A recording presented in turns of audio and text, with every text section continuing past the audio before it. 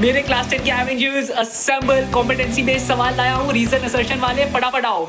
Assertion में क्या दिया हुआ है कि 5 टू द पावर n कभी 0 से एंड नहीं हो सकता, जहां पे n कुछ नेचुरल नंबर है। अब मुझे पता है अगर कोई भी नंबर को 0 से एंड होना है तो 2 और 5 दोनों फैक्टर्स होने चाहिए उस नंबर के। अब 5 टू द पावर n के केस में मुझे हमेशा 5 ही फैक्टर मिलेगा, 2 कभी नहीं मिलेगा, चाहे n कुछ भी ले लो। सो 5 टू द पावर n कभी 0 से एंड नहीं हो सकता, देयरफॉर असर्शन बिल्कुल सही है। अब रीजन को देखो, रीजन काफी इंटरेस्टिंग है, जो कहता है कि prime factorization of 5 contains only 1 and 5 as factors, जो कि देखने में तो स्टार्टिंग में बिल्कुल सही लग रहा है, पर ध्यान से पढ़ो, प्राइम फैक्टराइजेशन ऑफ 5 दिया हुआ है। इसका मतलब क्या कि प्राइम फैक्टर्स का बात हो रहा है।